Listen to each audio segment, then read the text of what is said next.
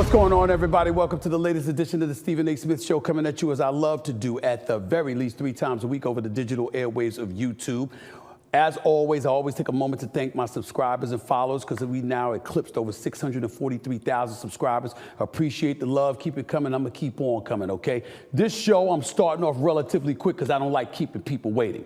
You understand that the NBA playoffs are going on right now, right? You understand what's been going on. You understand that Dallas and OKC has become a series. That Denver, after being down 0-2, has won 3 straight, right? And about to bounce Minnesota out of the mix. Embarrassing me as a prognosticator, okay? You do understand that. You understand that Boston's about to go to the conference finals like everybody and their grandmama predicted. And of course, my New York Knicks are making noise despite the injuries, despite the attrition, despite the fatigue, despite the exhaustion. Somehow, some way, they've summoned up whatever it takes, led by the great Jalen Brunson, an MVP candidate in the league this year, by the way. Now the New York Knicks are up 3-2, going back to Indiana for Game 6 Friday night. Will there or will there not be a Game 7 at the Garden, the Mecca, MSG this Sunday?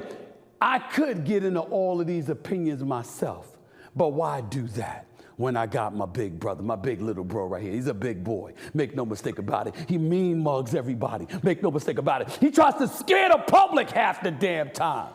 But he's a big teddy bear. It's my brother, the one and only, Kendrick Perkins. What's up, big time? How you doing, man? How's everything?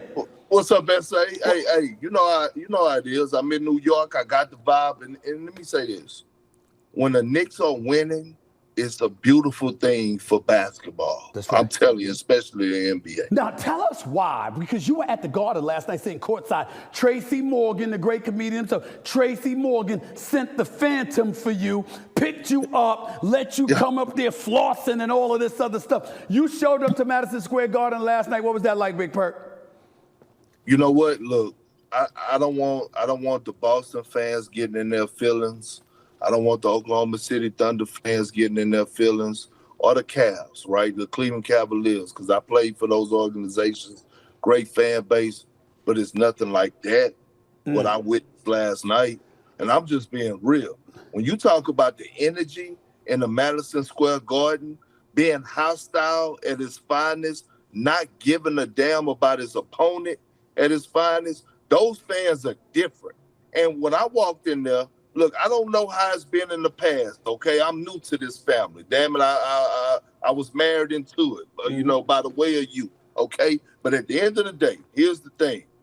When I get the vibe, when I walk up in there, it's everything Knicks. You got the legends sitting courtside, whether it's in the entertainment space or retired players. The energy was there. Like, it was one of the best playoff atmospheres that I've ever been around, ever. Wow. Ever. And that's saying a lot, because to remind our audience, you played in Boston for years. You won the title in Boston in 2008 for the great Boston Celtics team with you, KG, Ray Allen, Paul Pierce, Rajon Rondo, the whole crew. You lost to the Lakers in a 7-game series. It went Game 7. You lost to the Los Angeles Lakers in 2010. So you were in the finals 2 or 3 years. You were on Oklahoma City squad when y'all lost to KD, you, Russell Westbrook, Serge Ibaka and the boys lost to LeBron James, D Wade, and the Miami Heat. So you know about atmospheres. So I give you a lot of credit for that. Let's get to the basketball court, though. We saw the New York Knicks push forward, go up 3-2 in this series. We saw Jalen Brunson look absolutely unstoppable. It surprised most of us. It didn't surprise you. Why? One, he was able to get home and get treatment. We talked about that on First Take, okay? Being back at the crib, being able to get in your training facility, being able to get rest. That's number one. Number two, Tom Thibodeau has been catching a lot of heat. Those same people that was giving him heat, to give him his praises. You did it today on First Take. He made an adjustment. Putting Deuce McBride in that starting lineup. Guess what? He pulled the Indiana on Indiana. Meaning we're going to get up and down. We're going to push the pace. We're going to have spacing. And what did that do? That allowed big body Brunson to be able to operate, man, and attack downhill without having, guys being able to load up and play boxes and elbows. And when they were getting out in transition, I thought Deuce McBride, I thought Josh Hart, they did an exceptional job of getting to the basket. So let's give Tom Thibodeau all the credit in the world for his adjustments. Also, let's give Tom Thibodeau all the credit in the world because when they landed, after they got their behinds kicked in game 4, when they got back, Tom Thibodeau gave them the day off the next day. It was no film session. It was none of that. It was show up and shoot around. Let's go over our walkthroughs, go home and get more rest. And it showed. It showed on the floor. So at the end of the day, I understand Big Body Bronson, he did big body things. That's what he do. Okay? But at the end of the day, it came down to Tom Thibodeau, Rick Bronson, Darren Erman. They made the necessary adjustments and they challenged their team from a level of physicality, and they responded. Well, why did the New York Knicks get their ass kicked in Game 4 to the degree that they did in your estimation? Because they wanted Game 3, S.A. They didn't want Game 4. They wanted Game 3. They knew, right, with a limited roster, with all the injuries that they're dealing with, it's hard as hell walking into an afternoon game on the road, right? You got an early game with less than a 48-hour turnaround. Man, that's hard. You see what happened when they're fresh? They came into Game 3, they were fresh. I mean, Jalen Brunson was hobbling a little bit, but they still had a chance to win Game 3. They knew they weren't going to have a chance to win Game 4. Credit to the Pacers because, the youth kicked in. But, boy, when the Knicks team gets some rest and they're able to go out there, and keep their normal routine, they've been in every game or have won every game against the Indiana Pacers. The interesting part about all of this, sticking with the New York Knicks and the Pacers series for just one more quick second, the interesting part about this is that Indiana's defense is very poor, but not when they're pressuring the basketball. That's their strength. It's when you get through that pressure and you get to set up your offense and they've got to set up their defense. That's when they're most vulnerable. So to me, Tom Thibodeau starting McBride, going small, having an extra ball handler in there, having somebody that could set those picks who could ultimately slide off of it and drill some open perimeter shots. I thought that was genius on Tibbs' part, and obviously it exposed Indiana. Most people think that Indiana will come back and win Game 6. You're of the mindset that's not the case, and I'm believing you feel that way because of the day's rest between Tuesday and Friday's game. You're looking at that, and you're saying that's the key to the Knicks being able to win this series in 6 games. Am I correct? You're correct. And look, let me take it a step further because it was. I know it's usually only one unsung hero, but in that game last night, it was 3 of them. Okay. It was Isaiah Hartenstein. It was Alex Burke. I thought he played a hell of a game. And Precious Achiuwa. Yes. Okay. I'm telling you, what's been the knock on Precious this entire time is his IQ, right? I saw so many times last night where they were hitting him in that pocket pass, he was making the right play. He wasn't trying to do too much. He was just being a star in his role. I saw him being a guy that was sacrificing his body for the rim protection.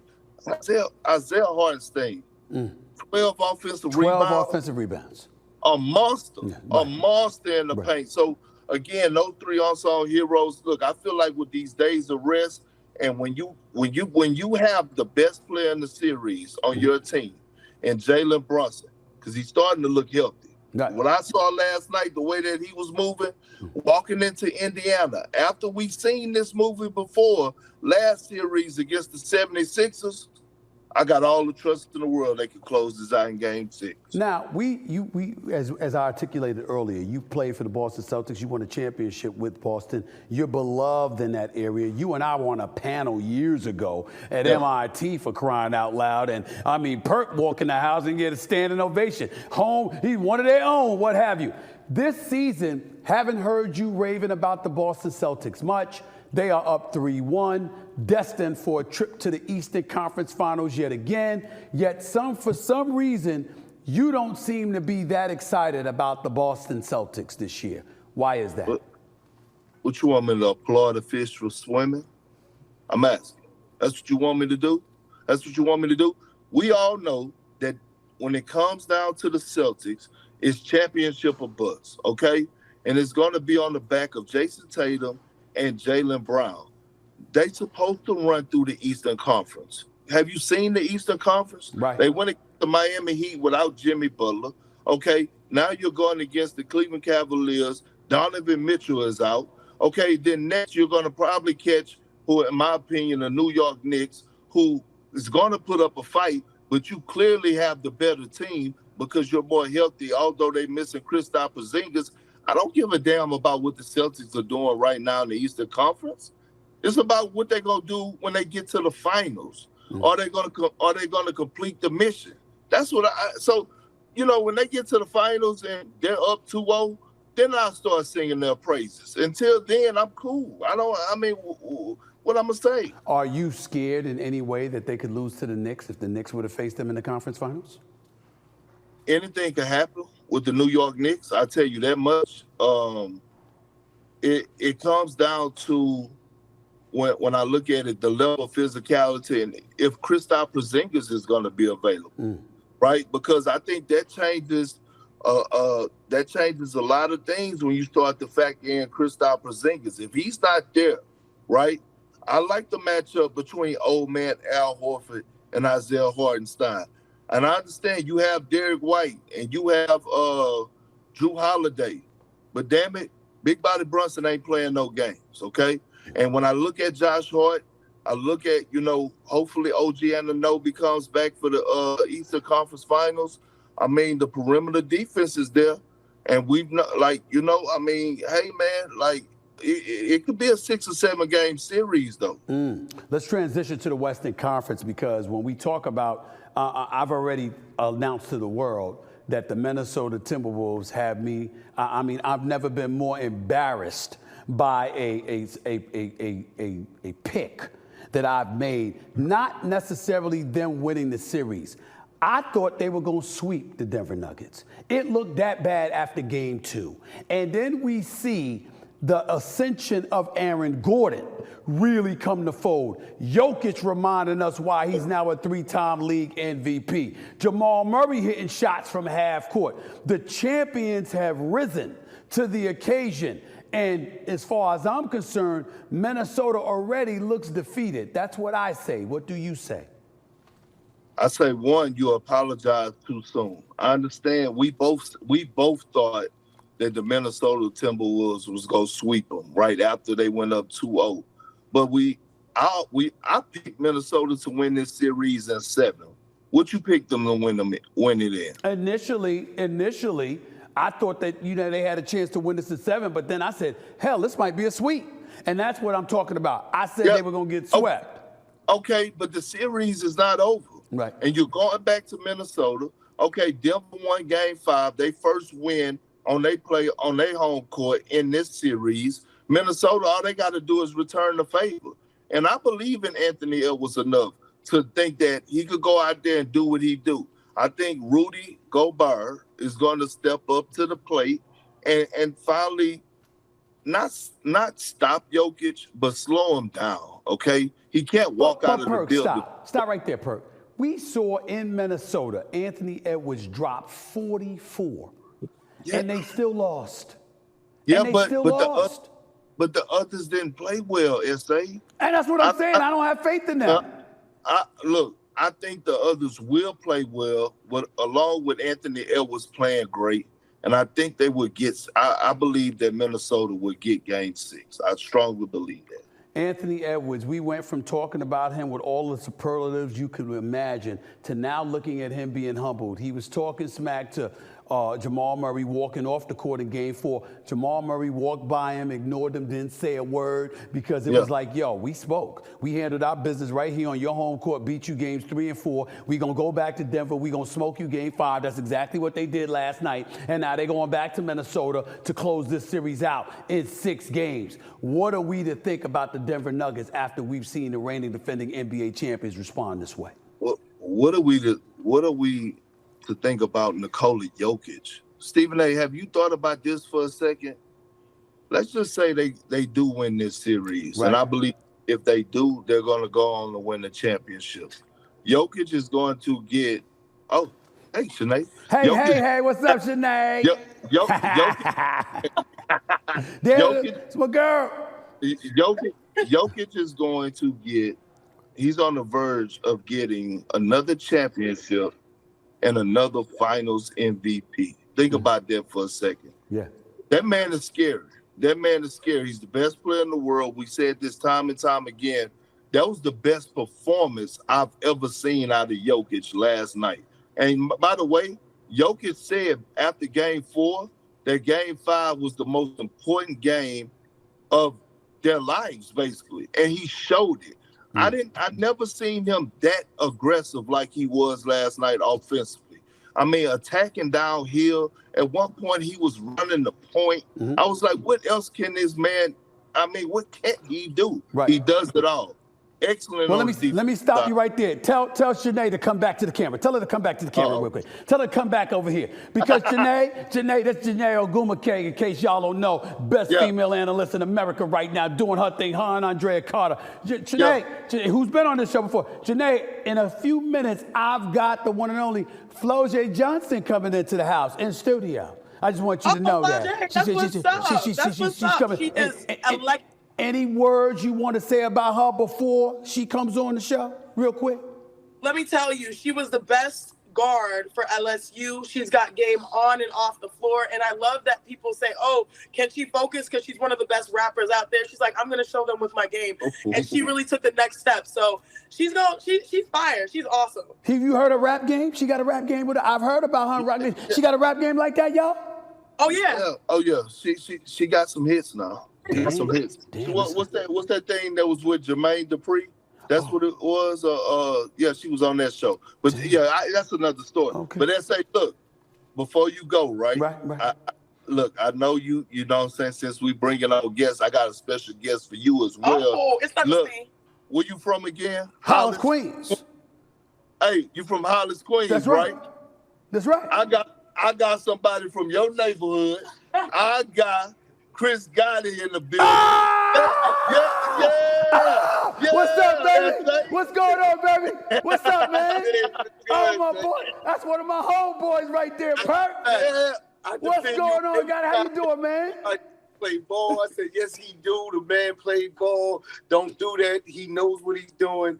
Man, great seeing you again, man. It's good seeing you, my brother, right there. You're looking good, my man. Look at you. Got the gray rocking. It's looking good on you, bro. It's looking good on you. And I'm not going to paint. Damn right. Don't do the Perk thing. Don't let Perk get you to do that. Don't let Perk get you to do that, man. Don't let him get you to do that. Love you, man. Yeah. Good seeing you, Chris. All right, man. Perk, let me get back to you before I get you out of here. So we got Denver. If they win this series, you're talking about Jokic. You called them arguably the most talented big man in the history of the game. Here's my only hiccup. Damn, I keep finding myself wondering about that with Joel Embiid, if he healthy. Talent. We talking talent, not resume. We talking talent, not resume. Right, and that's another thing, SA, that we have to give. We didn't gave a lot of praise to LeBron James, and rightfully so, about how he take care of his body, how he's in great shape. We done the same thing with Steph Curry. Now I understand that Jokic, he probably don't have a six-pack, okay, but he got a 4. I understand that he's working on the bottom part. But man, listen, that man is in great shape, man. Yeah. We never see him tired. We never see him lack energy. He's always ready to carry the load. And for him to be doing what he's doing offensively, knowing that a lot of teams think that that their game plan is to attack him in the pick and roll, and he's been doing an exceptional job, and especially in this series, -1 game 1 and game 2. Man, I got to stand down. I got to stand all the way down. Got to stand down. OKC, Dallas. Now, I had OKC winning this series, got worried after they were down 2-1, looking at P.J. Washington play the way that he's been playing. I said that continues, they could take OKC. But I got to admit, my man Shai Gilgeous-Alexander has not disappointed. He was my league MVP over Jokic. This brother's showing up on the basketball court and remind you why he's that dude in this day and age. Now I'm looking at OKC really making me a profit from the standpoint of winning this series in 7 games because Luka ain't healthy. I can't hold on to P.J. Washington thinking he's going to continue to do that. Kyrie can explode. I don't like the thought of OKC going up against Kyrie and Luka in a game 7, but nevertheless, I'm looking at Shai Gilgeous-Alexander as a cat that can handle anything. What's your thoughts about that series? I picked the Mavs to win this in 7, and I believe that they're going to do it. One, I think we got Chet Holmgren played the best playoff game of his career in Game 4. He was a force.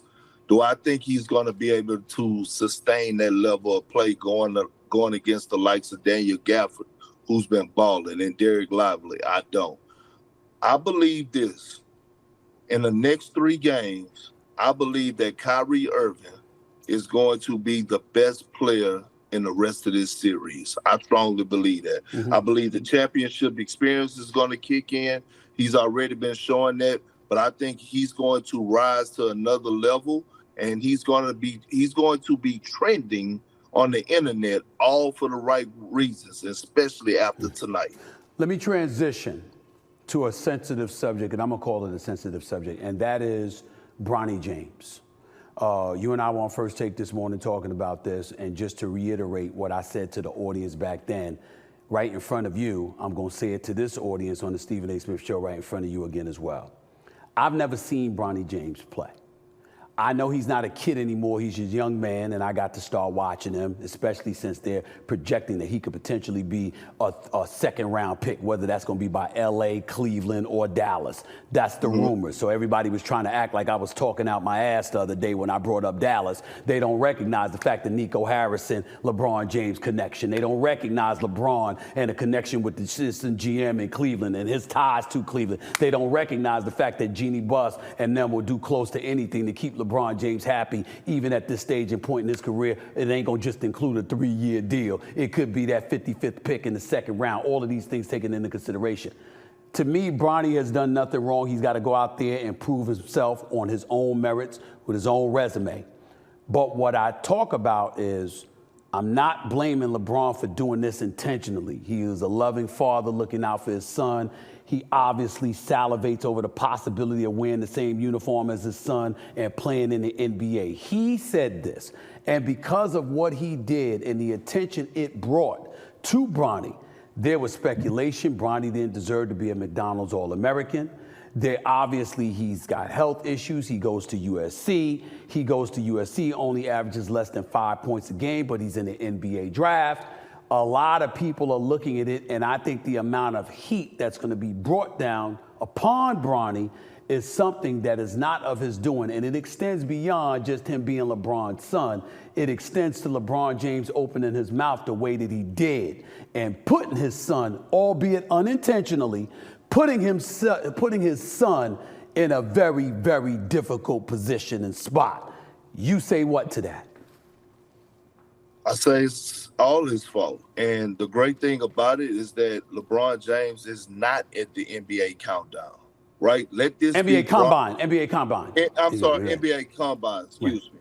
Let this be Bronny James, let this be his moment, right? His starting point without his dad, okay? Like, at the end of the day, everyone, the whole world was mad about Bronny being a McDonald's All-American. Let's get that understood. You're not gonna average 14 points and make the Mickey D's game. I'm sorry, that's just the honest truth.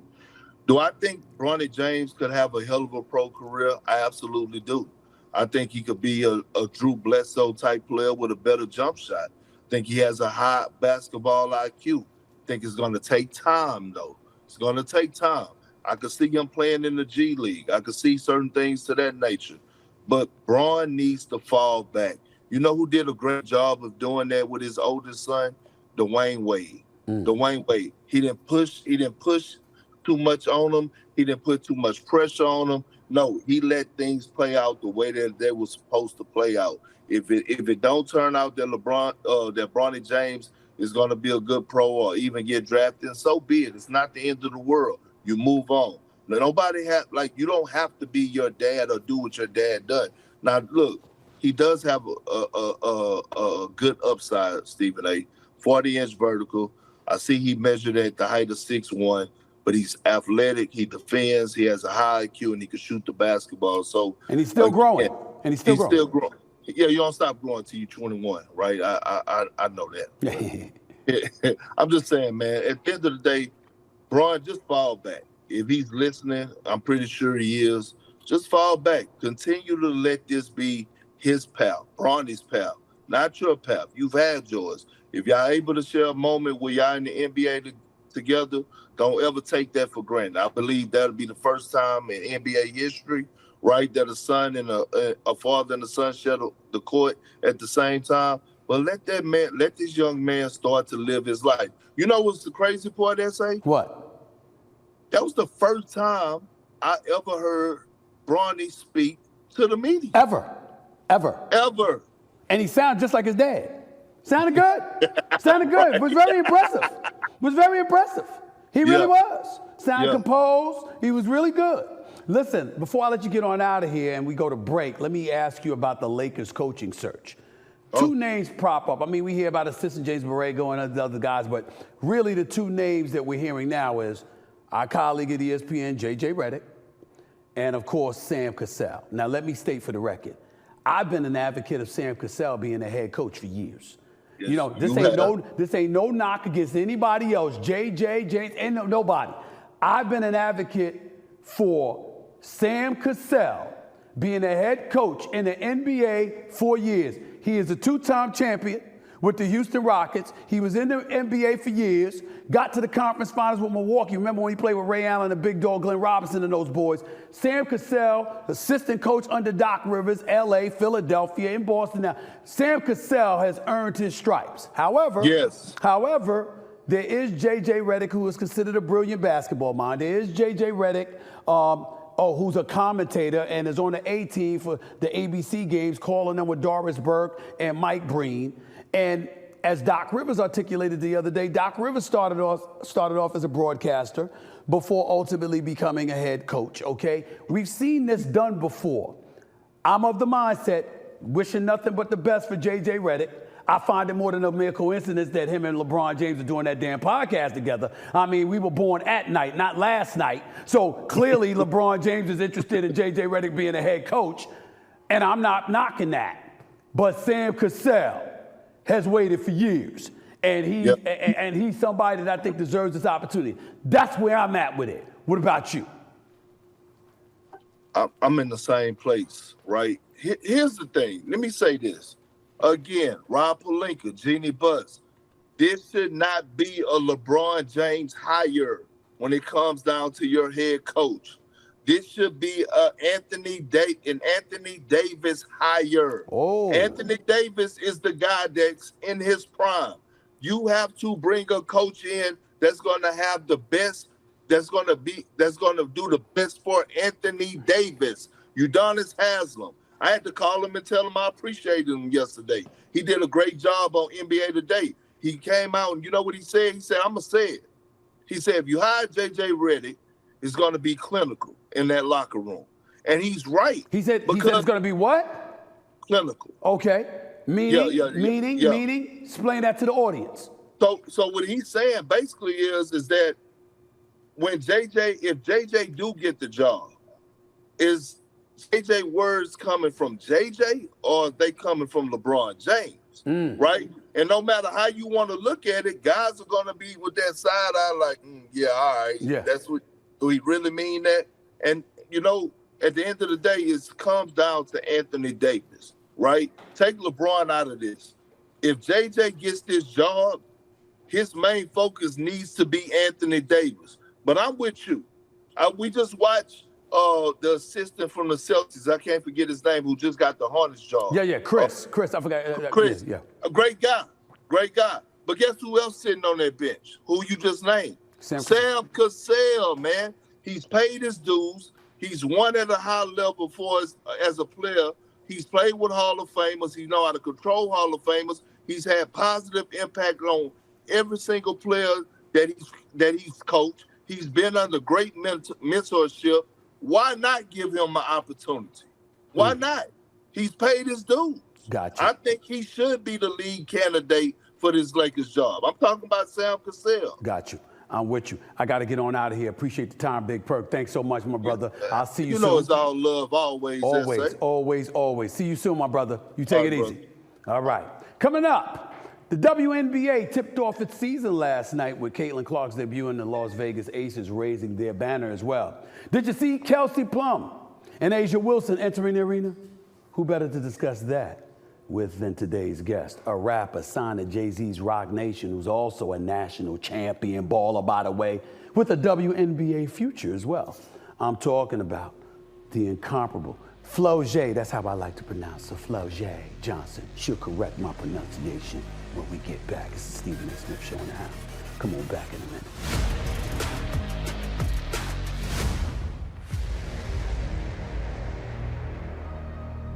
Okay, everybody, you know what time it is. It's time for Stephen A's Weekly Picks. The NBA playoffs and the WNBA are in full swing, so I've teamed up with prospects to bring you my favorite sports picks each and every single week. If you don't know by now, Prospects is a skill-based, real money, daily fantasy sports game where you pick 2, 3, or even up to 6 players and choose if they'll have more or less than their predicted in-game stats. But the best part is that it's not just basketball. You can pick from literally any sport you love to watch, y'all. You think I'm joking? There's baseball, there's soccer, there's tennis, there's golf. Damn it, there's even cricket, okay? The list is endless. And if you go to prospects.com right now and use promo code SAS, you'll receive a 100% deposit bonus up to $100. You heard me. Right now, go to prospects.com, type in my initials SAS to get a first-time deposit match up to $100. But I will not be selecting a sport today. I'm doing something a little different, and I'll be choosing more or less than 4.5 streaming services you should subscribe to.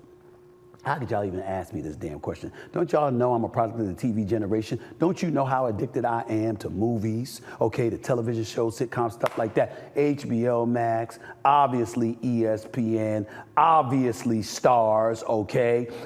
You know, Peacock, I like that. Prime Video, like that. I mean, come on now. This whole everything that's out there, I want it all. The 4.5, please, it's got to be more. It's got to be more. It's got to be more. I'm usually picking more because with prospects, you're always aiming for more, right? You ain't aiming for less. When it comes to putting stuff in your pocket, you always want more. Not trying to be gluttonous, but in certain respects, obviously that works for you if you're trying to make your wallet as fat as possible by picking the right picks. So my thinking, as usual, is more. If you want to see every movie and show you want to watch, it's got to be more than 4.5 apps. It's just got to be that way. Trust me on this. Welcome back to the Stephen A. Smith Show right here over the digital airwaves of YouTube. The WNBA season tipped off last night, and many eyes were on the #1 overall pick, Miss Caitlin Clark, and the Indiana Fever, who took on the Connecticut Sun. Clark scored 20 points in her debut, shooting just 5 of 15 from the field and committed 10 damn turnovers, for crying out loud. The Fever lost to the Sun 92-71. That's a blowout loss. That's not that impressive, but let me tell you something about Caitlin Clark. The girl hit 5 shots, right? She hit a few threes, right? What the hell is she in the WNBA for? To shoot threes. She can pull up from the logo. And they were double teaming her in the first half of the game. So she's giving you an indication of what's coming. She's no joke. She can play. She's a treasure for the WNBA. And listen, a rising tide lifts all boats. So like I've encouraged everybody, go at this girl on the court. Challenge her. Make sure she understands there's levels to this and she better have herself ready. But in the end, that doesn't mean you don't appreciate what she brings to the table and how she's elevating the sport and the profile of the sport so everybody can benefit, not just her. I appreciate Caitlin Clark, but I also appreciate the greatness of Asia Wilson, Diana Taurasi, and the rest of the crew too. The girls ain't playing. And we got to take notice, all right? And Caitlin Clark is heavily contributing to that. Not to mention the fact that you got the girls on chartered jets now because of this woman. There were no chartered jets for WNBA players until that girl opened her mouth. Now, I know some people are out there pissed off because they go like this, man, she's white. And she's white, and when she spoke up, that's when it happened. Who cares? Are you happy about the charter flight right now? I mean, I don't like you late to the party, but better late than never. So let's everybody benefit from it. And as long as the sisters and everybody else's benefit from it, at the end of the day, it got done what needed to get done. And that's the profile elevating, the cachet elevating, and the respect elevating even more. That's how I'm looking at Caitlin Clark, and I suspect I'm not alone. Meanwhile, it was also opening night for the Las Vegas Aces, who received their championship rings in the front of the home crowd. But did y'all see the arrival outfits of stars like A'ja Wilson, previously mentioned, and Kelsey Plum?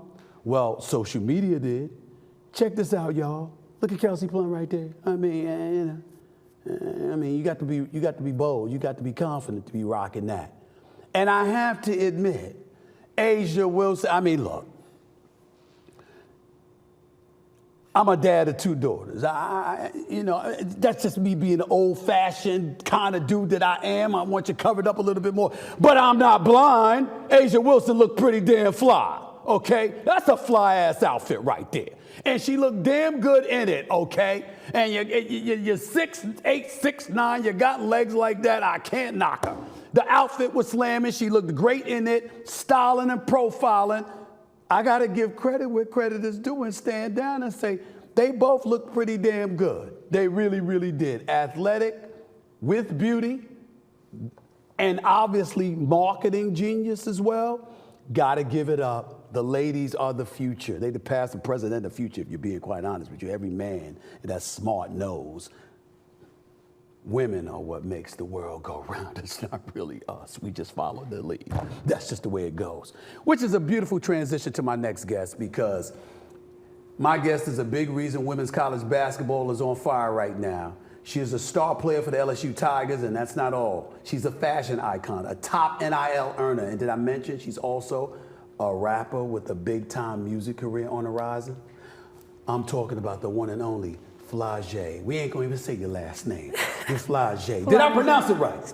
Perfect. Thank you so much. Thank it's you. such a pleasure. How you doing? I'm doing good. I see that ice. I thought my watch was nice. I mean, yours is blinging though. But it ain't blinging like that. Yours is talking about something. Is that how you roll? Is that how you roll on LSU campus? You roll with all of that ice? Yeah, sometimes. I don't wear my Cuban usually because it's pretty big. It hurts my neck. But I wear my watch. Right. I love my watch. How has life been for you? I would say I couldn't ask now because the advent of name, image, and likeness and what opportunities it's presented for a lot of ladies out there, a lot of star athletes, which clearly you are one of them.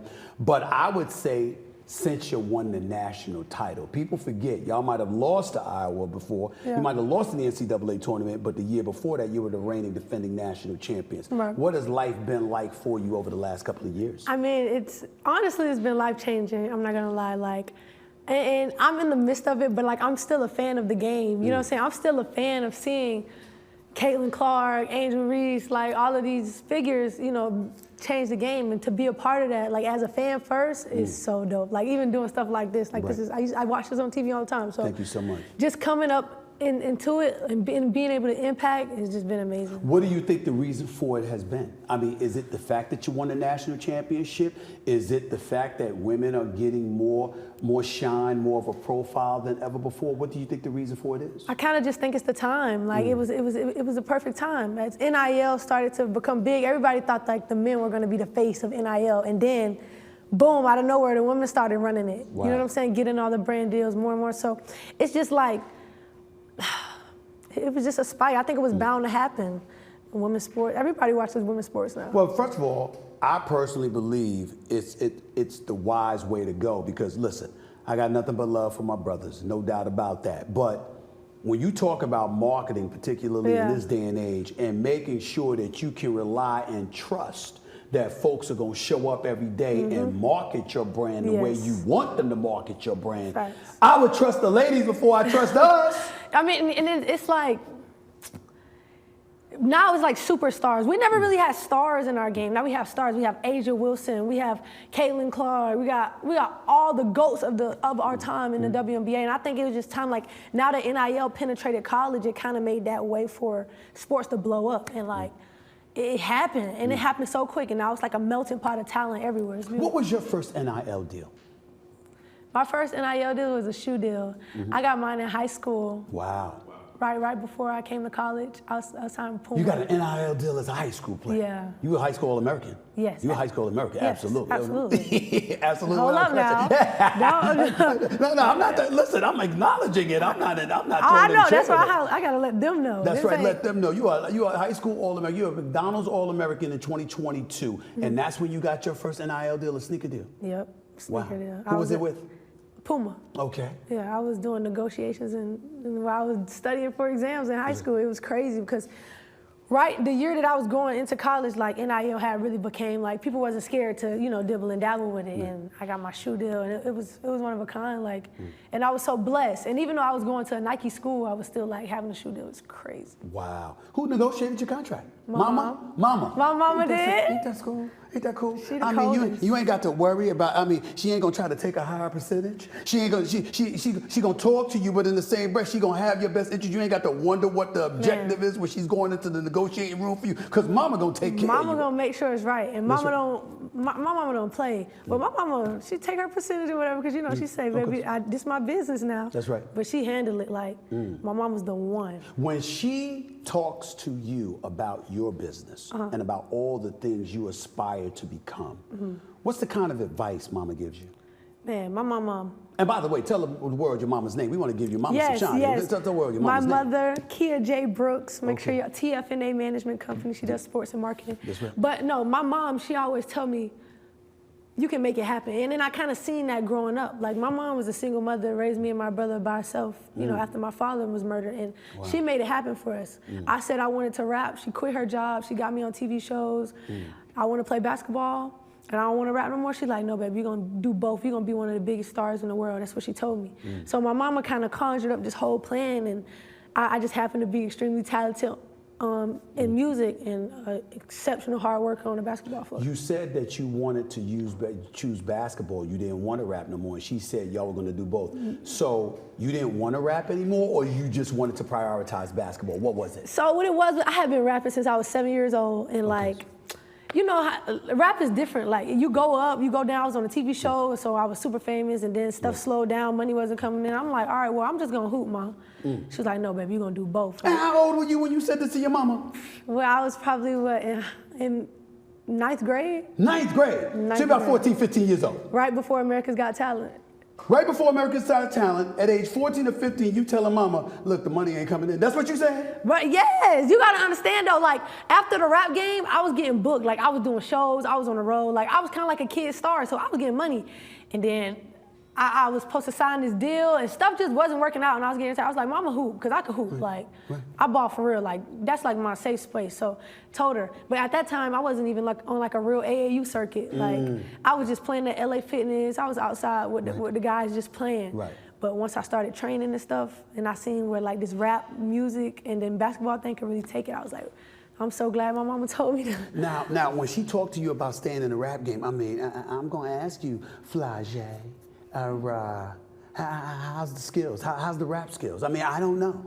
Kendrick Perkins and Chiney Ogumake, my colleagues at ESPN, they were just on talking about you, and they were like, you ain't heard this girl? The girl's got skills. Yes. She's something special, Stephen A. She's something special.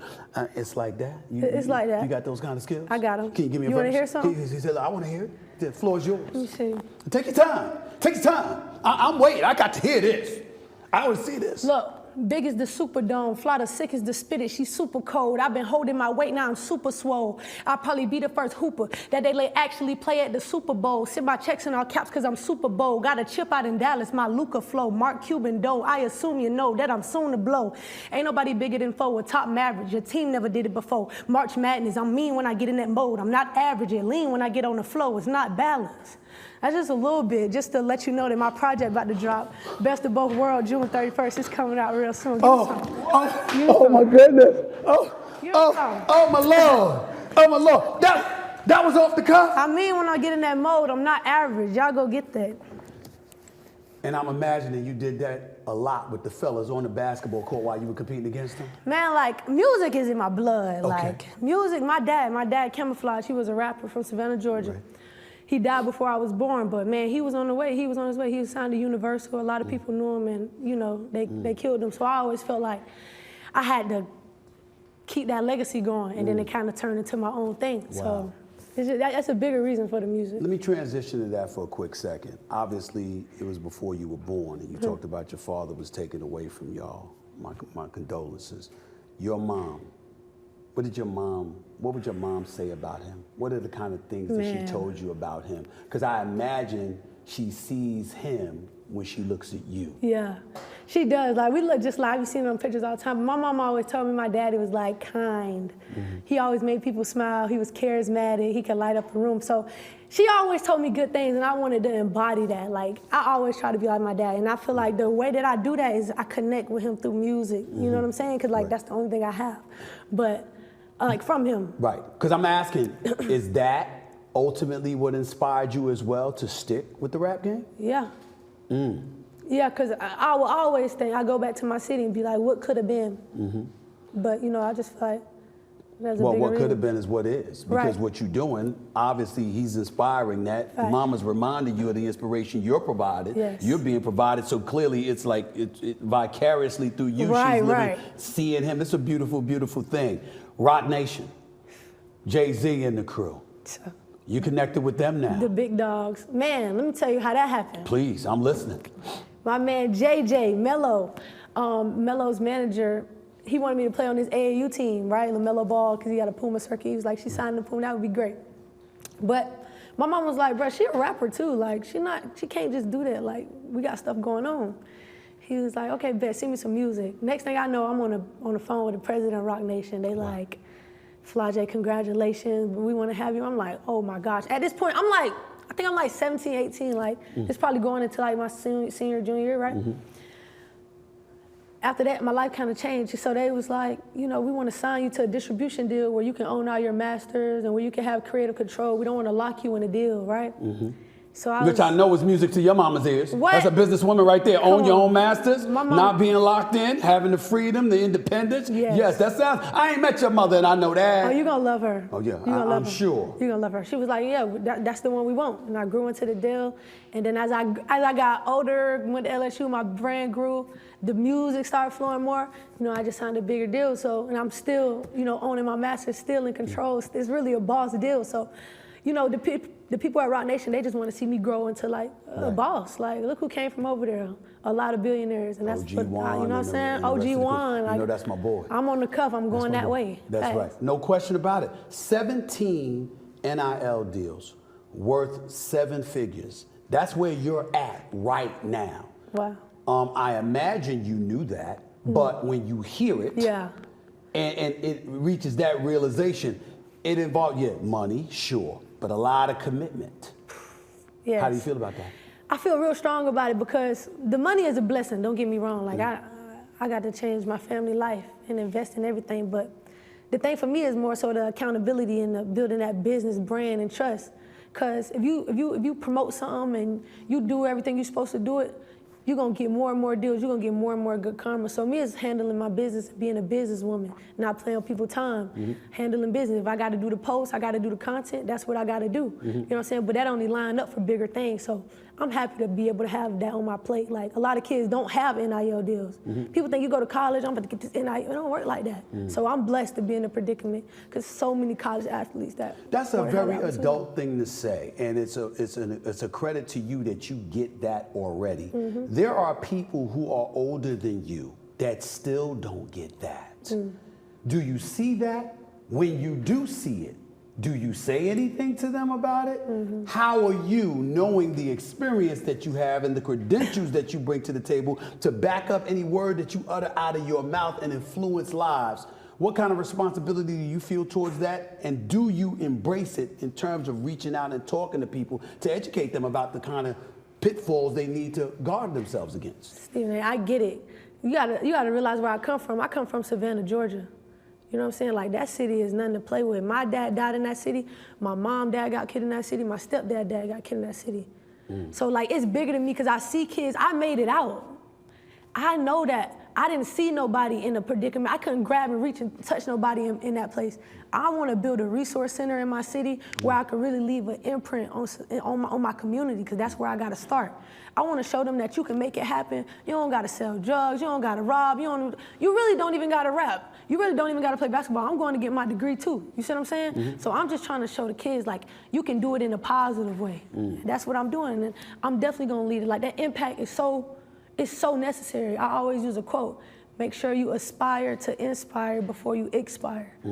Like, that's a great quote. That's how you help people. I'm going to steal that. Take it. I'm going to steal that. Take I'm going to steal that from you. Make no mistake about it. Listen, I mean, because it's very important, exactly what you're saying, you're 1,000% right. How helpful are the brands you represent? How helpful are they towards you in this vision that you have? A resource center in Savannah, Georgia? That's a big deal. I can't imagine a brand that wouldn't want to provide assistance in you achieving that goal. Exactly. And, you know, we just did a 6-figure give back in my city last year where JBL partnered with us, Puma, Experian.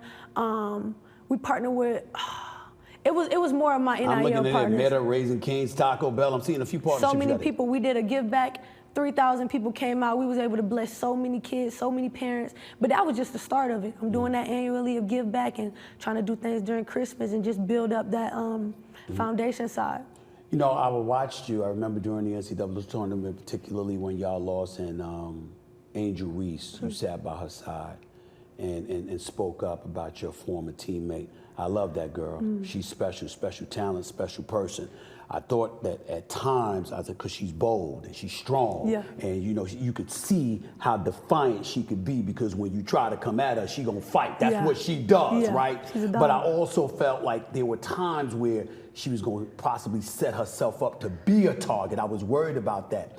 You seemed to come to her aid. You felt this need to really be defensive of her. What were you seeing that you wanted, that made you feel compelled to say something to the world? Because when I watched you talk about her, you weren't just talking about Angel Reese. You were talking about a whole bunch of Angel Reeses out there. You were sending a message to the world that a new day had arrived, and y'all need to show a level of respect. Yeah, I honestly think, like, people get so, they forget about, like, social media is real life. Like, behind the keyboard, behind the clicks, and behind all the clickbait, it's still real people, like, and real feelings and real emotions. And I just felt like she had the weight of the world on her shoulder, you know what I'm saying? And she was carrying it very well, but like at the same time, people human. And I think I just had to feel like that's what needed to be said, shined on her, because of the type of, you know, how she is on the court. People have tried to make that like that's all her, but that's not. You know what I'm saying? So I just felt like it was a lot of scrutiny going on. It was getting on my nerves. I hate bad vibes. I love pushing positivity, like, and the fact that she was getting all that hate, I'm like, bro, this is supposed to be a good time. Like, we birthing WNBA superstars right now. Like, they still figuring it out too. Did you feel that way just about her, or were those feelings shared rather? No, about what level of venom was being thrown in the direction of your coach, Kim Mulkey, by the way, a 4-time national, at least this is 4 national championships she has at this point in her career, one of the greatest coaches in the history of women's basketball, period. Did you feel the same way when it came to her? I felt that same way about my coach, and I felt the same way about how Caitlin Clark started getting hate too. I feel it about everybody. Like, it's not just like, that's just what I see. Right is right and wrong is wrong. You see what I'm saying? Like, we got people that's changing the game, and we rather spew negativity on something that we really don't know nothing about at the end of the day. Got you. I understand. Look, before I let you get on out of here, like I said, I brought up Jay-Z's Rock Nation, who you signed with. Your first studio EP called Best of Both Worlds drops in June. Oh, man. Talk to me about that. It's going to be super crazy. A different side of me, more mature. The music is amazing. The visuals are impeccable. And it's just like, it's my time to show people that I really have the best of both worlds. I never really dropped a full project, but I'm letting them know I do basketball, I do music too. And you're doing basketball, you're doing music. Okay, what's in the basketball future? I mean, let's talk about what you think is in your future. I mean, how you feel about you. Man, I felt like this year I came into my own, like at the end of the season, of who I am as a player. And at my freshman year, I tasted victory. You know that feeling when you taste victory, and it's right there. And this year it was so close, and I didn't do enough to pull my team across the finish line. I'm coming back for visions. Like, it's a lot of stuff that I need. But you're gonna have to do it without Angel. She's in WNBA now. How's that gonna work for you? Angel, she a beast, but like, it's like next man up now. I'm gonna have to depend on my teammates, and I'm gonna have to lead them. Like, we gonna be missing a big part of Angel, but like, still LSU, you know, you wrap them 3 letters on your chest, and I take that seriously. Is that what Coach told you? That they're gonna lean on you? You gonna have to lead? Yeah, but that's how I already felt last year. I already knew this time was coming. I had to step up. Elite 8, I had to step up. Right. Transitioning back, I'm imagining the next question I'm gonna ask you before I let you get on out of here is relatable to your dad, relatable to, you know, your grandfather, uncle, I believe you remember correctly. You know, not to say that they were in any way related to this, but you visit prisons and talk to inmates a lot. Yeah. Why is that important to you? Man, just because where I'm from, right, and I know a lot of people in those situations, they mess up, but they're still people and they need hope. Like, you know what I'm saying? And I've lost a lot of my family members to the system.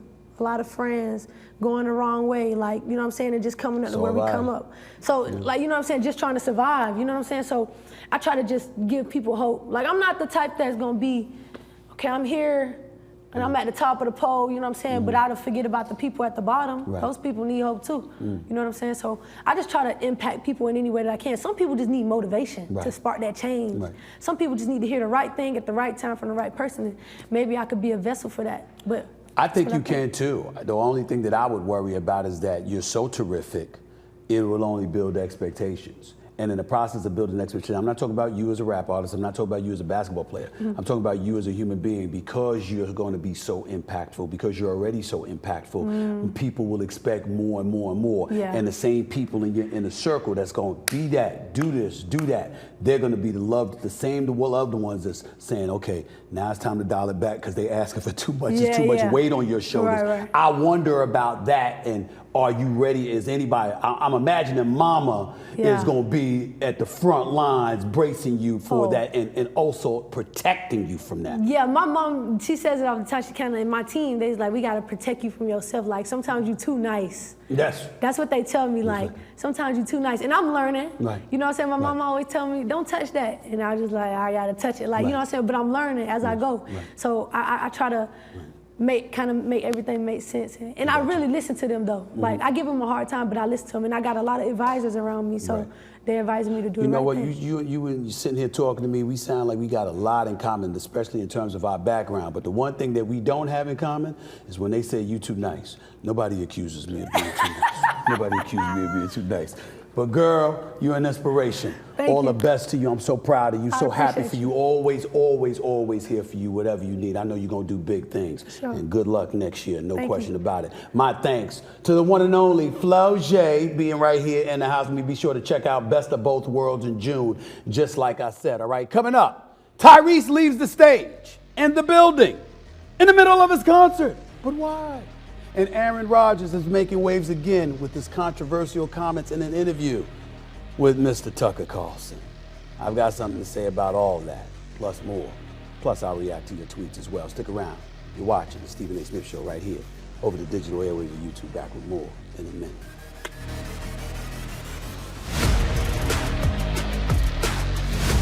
Oh, my Lord. Have you been watching the NBA playoffs? Because you know I have. And yes, they've been fantastic. Make no mistake about it. But do you know what else makes watching them even more exciting, even more scintillating? Prize Picks, of course. That's what the hell I'm talking about. In case you didn't know this. Prize Picks is a daily fantasy app where you can select 2 or more of your favorite players and then pick more or less on their projected stats for the game. So with a big event happening each and every single night, Prize Picks is here to help you cash in on all that real-time action. I make my picks every night in less than 60 seconds. Then I sit back, I watch, and I wait for the cash. But Prize Picks doesn't stop at the NBA. Oh, no. You can choose from a myriad of sports, the WNBA, Major League Baseball, National Hockey League, even MMA, and everything in between. And get this, Prize Picks will match your first deposit of up to $100. You heard me right. Go to prizepicks.com and use code SAS. That's my initials, of course, for a first deposit match of up to $100. That's SAS when you go to prizepicks.com and use the promo code. Pick more, pick less. It's really, really that easy. Welcome back to the Stephen A. Smith Show right here over the digital airwaves of YouTube. It seems nowhere is safe when the law is looking for you. Over the weekend, R&B singer Tyrese, a guest on this show in the past, by the way, was performing in Atlanta when he made a hasty exit from the stage. The singer apparently had 3 songs left on his set list when a security guard approached him on stage and whispered something in his ear. Tyrese then told the crowd he loved them and abruptly left the stage. TMZ reported the singer got wind that a process server was in the venue attempting to serve him legal papers regarding a defamation and libel lawsuit. Well, damn. Okay. I ain't gonna lie to y'all. That's a legal matter. There's nothing funny about it, but it does look kind of funny with you in the middle of a concert, you singing to the crowd and you walking out the damn arena singing. You know what I'm saying? Everybody know what the hell is going on here. That was kind of wild. That's something that Tyrese might do, though. He marches to the beat of his own drum, no doubt about it. All I'm going to say, particularly to somebody as publicly known as Tyrese, is when it comes to the law, my brother, I hope it's no real serious matter. It sounds serious. I wish you nothing but the best. Assuming you deserve those well wishes, you ain't harm nobody. Of course, I'm going to obviously give you the benefit of the doubt on that stuff, but I want to say this. When it comes to the law, you can run, but you can't hide. So the quicker you face the music, the quicker the situation is eradicated. That's just a little advice from Stephen A. Just a little advice. Take it for what it's worth. Let me move on to this next subject because it's more important to me, to be quite honest with you, that this needs to be addressed. This involves New York Jets quarterback Aaron Rodgers because he's making headlines again off the playing field. Aaron Rodgers sat down with former Fox News host Tucker Carlson on his program on X in an interview released just this Tuesday. During the interview, Rodgers praised Russian President Vladimir Putin as, quote, interesting and smart individual. But to be specific, because we want to be fair, here's what Rodgers specifically had to say. Check it out. You did one of the most controversial, somehow, not to me, most controversial interviews in the last, I don't know how long, when you went to Russia and did Putin. How did it feel coming back? Because like anybody who watched the interview was like, number one, it was fucking awesome. Number two, Putin came off as an interesting, thoughtful, smart individual. And if you've read 1984, you know the base game plan of government control is you have to have an enemy and you have to slander that enemy regardless if you know anything about him. And I think a lot of people are like, oh, Putin apologists are like, whitewashing all the stuff that he's done to different people. And I was just like, no, I'd love to see Joe Biden give an interview where he can speak on the history of the United States in the same way that Putin talked about the history of his country. What's the problem with that, ladies and gentlemen? What's the problem? Now, I know that there are people out there that are going to have their back up a little bit because when you're talking about Vladimir Putin, you're talking about essentially a dictator. You're talking about the president of Russia who's invaded Ukraine. You're talking about everything from elementary schools to hospitals to buildings, et cetera, that have been bombed by Russia. It is clearly a war they instigated. Many, many lives have been lost along the way. And that is enough for you to say you don't want to hear about Putin being smart and interesting when some would consider him to be a very vile individual. Couple of things. Number one, everybody's entitled to their opinion. And number two, I didn't hear Aaron Rodgers speaking on behalf of the character or the moral compass of the Russian president. He was talking about how Vladimir Putin came off in that interview with Tucker Carlson. Both things could be true. You could be a vile, despicable human being. You could be a murderer. You could be a dictator. You could be a lot of different things. But sitting down for an interview, somebody might find what you had to say to be compelling and interesting. It's not a crime for Aaron Rodgers to convey that point of view. Whether you agree or disagree, he didn't step beyond the pale. He didn't step across the line and say something that should cause a national uproar. I do think it's gotten to the point where everything that Aaron Rodgers utters out of his mouth is taken in such a way that folks are looking for a reason to get at him. I don't think that calls for it. I really, really don't. Again, most of us would feel differently. That's not the thought that would come to our mind when we're thinking about Vladimir Putin in this particular day and age, considering what's going on in Ukraine and what we suspect and the things that we've said about his stewardship over Russia. But that ain't where Aaron Rodgers went. He was talking about what he said to Tucker Carlson in the interview. Let's learn to compartmentalize and isolate things on a case-by-case and a situational basis. That's all I'm saying. Nothing more about that. Let me go to the other part of the interview with Aaron Rodgers and Tucker Carlson, which lasted more than 2 hours, by the way, because it also focused on the pandemic and the ethics of the COVID-19 vaccine, which Aaron Rodgers opposed. Here's what Aaron Rodgers said regarding that. I think it's time for a lot of us to maybe adjust some of the approach that we're doing. I mean, it obviously hasn't worked. We've been trying to wake people up, I think, with the studies that are out there now. Exactly, with the science. All the time, with the articles, with the change in stances by everybody from Chris Cuomo on down, who have, either had vaccine injuries or side effects or just look at things differently.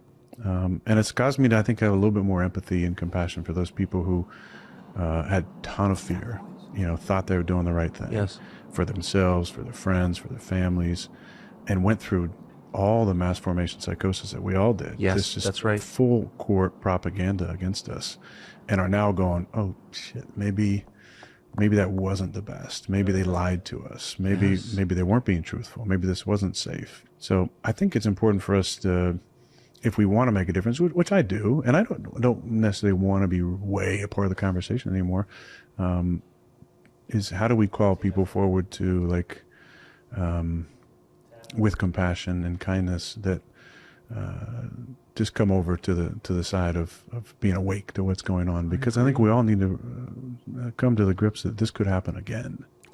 Not so fast there, Aaron Rodgers. To crystallize matters, you may not have flat out lied, but you were a bit evasive, to say the least. And you did give false pretense as to whether or not you had taken the vaccine. You can take the vaccine, you can refuse to do so. A guy like Kyrie Irving, who was then a member of the Brooklyn Nets, he refused to take the vaccine. He was very honest and upfront about it.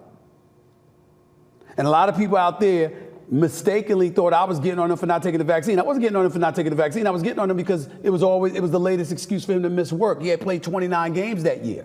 There was always a reason for Kyrie Irving to miss work. You ain't hear me say nothing but praise for him this year because he played. And he's been a star. And he's given the people what he signed up and swore to give them. Whether it's the Dallas Mavericks franchise now or what he should have done in Brooklyn and Boston before that, what he once did in Cleveland when he was the star there with LeBron James. Wasn't getting on him for not taking the vaccine. But in the case of Aaron Rodgers, you're going to have cynics and critics who felt you should take the vaccine. You're going to have others who felt otherwise. But because of the rules implemented by the National Football League, rules that you clearly wanted to circumvent, you were not forthcoming. You talked about being immunized. And you said you were immunized, giving an indication that you had taken the vaccine when indeed you had not. And at that time, because the world was scared shitless, because everybody thought that anybody who didn't take the vaccine was going to be in a position to potentially contaminate them with the vaccine if they ultimately acquired COVID, people having that innate fear because they were believing what Aaron Rodgers clearly was not believing, in my eyes, was enough justification for you to be honest about it and say, yo, I didn't take the vaccine. People had a right to know that because you were around teammates. You were around team personnel. You were around other people. They had a right to know that you were not vaccinated. So in that regard, Aaron Rodgers, you do not get off the hook. But everything else Aaron Rodgers said, ladies and gentlemen, how can we have a problem with that? You have some people who are staunch supporters of the vaccine. You have some people who are supporters of the vaccines and the booster shots, but now not supporters of the booster shots, even though they were supporters of the vaccine. You got others who are questioning the vaccine. You got people, once upon a time, Dr. Flau'jae was such a huge figure, they had him throwing out the first pitch at Washington National games. Now the man retired. And you've got legislative officials wanting to go after him. You got some people in the public wanting him called to the carpet because they believe he's responsible for some of the things that have transpired in our society in a negative fashion evolving around COVID-19 because of the panic it created. You've got debates taking place on national television, courtesy of Fox News, when the Florida governor, Ron DeSantis, was debating against the California governor, Gavin Newsom. And what is Gavin Newsom? What has he been excoriated for? How he went into complete panic mode and shut down the state of California in such a fashion that not only did it cost the state billions, but they still haven't recovered. Whereas Florida doesn't have that problem. And Ron DeSantis is widely considered to have done a better job handling the COVID crisis than Gavin Newsom has. So as we sit here and we learn more and more information and learn more and more news, I'm certainly not pretending to know anything. I only know what I read. What I will acknowledge is this: whether right or whether wrong, no one can say anything definitively. I took the vaccine. Hell, I encouraged others to do it by doing PSAs and stuff like that. Fair enough. Others that disagreed with me, however, I can't knock them. They have the reasons for having their feelings. Aaron Rodgers is entitled to that. Just like Tucker Carlson is entitled to that. Just like folks like Chris Cuomo and others are entitled to change their minds once they've learned more and more about the facts. Popular podcaster Patrick Bet-Davis spoke about these things too. We learn more and more and more as we go on. The one thing that we're able to deduce from all of this, and we must peel from all of this, is that whether you agree with him or disagree with him, Aaron Rodgers is not stupid. He's not senseless. He's not the insensitive dude that people have excoriated him as being. And at least some of what he says, if not a lot more than some of it, gets attached with enough legitimacy to it that it will make you at least say it's something we need to discuss. We can no longer sit here and act like every word that comes out of Aaron Rodgers' mouth makes no sense and that he's completely clueless and he don't know what the hell he's talking about. The man ain't stupid.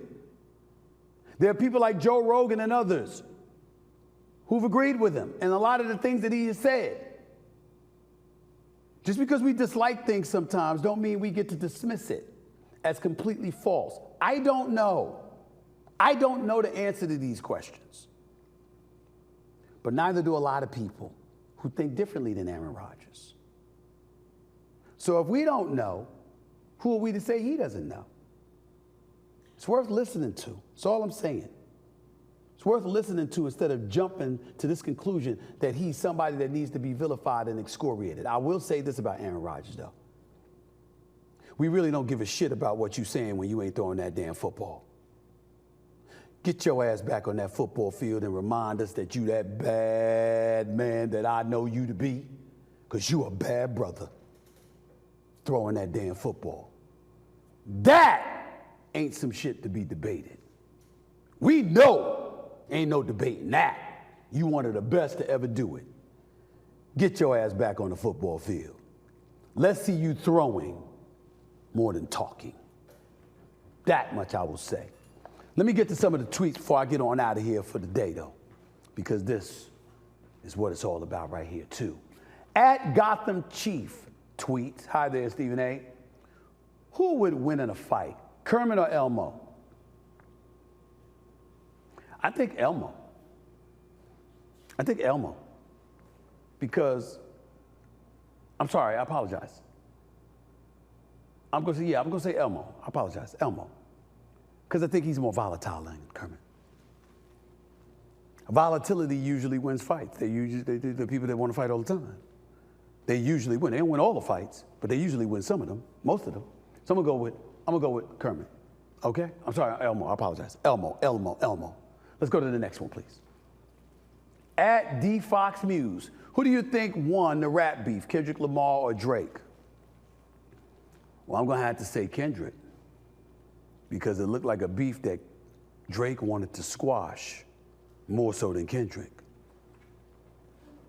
I personally believe both of them lost to some degree with how personal they appeared to be willing to get, and I don't think anybody wins in that. But if you're the one that want to surrender, then usually you're the one who's losing. That's just logic. Next question. At 77 got next. You versus LeBron James first to 100, but the catch is you start at 99. Who winning? Oh, I'm winning that one. All I got to make is 1 point, and he got to make 100? Now, I will say this. That's if you score and I get the ball. Now, if you score and keep the ball, then he'd probably win because LeBron will score and I'll never get the ball back because I'll never be able to stop him.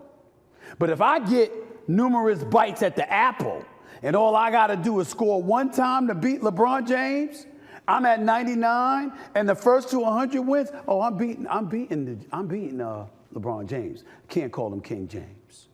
I don't mind King James, but they might interpret King as being the GOAT, and we know I think that's MJ.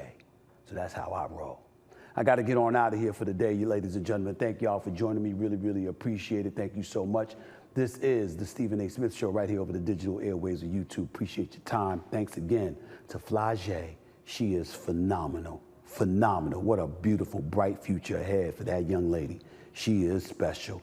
I got a lot of love for her already. Thanks her so much for coming on the show, and thanks to my man Kendrick Perkins for doing that as well. I'll see y'all in a couple of days, all right? Until then, I'm signing off. I got to go do NBA Countdown for the rest of the week. Stick around, look for me. I'll be back. Until then, it's Stephen A. signing off. Peace and love.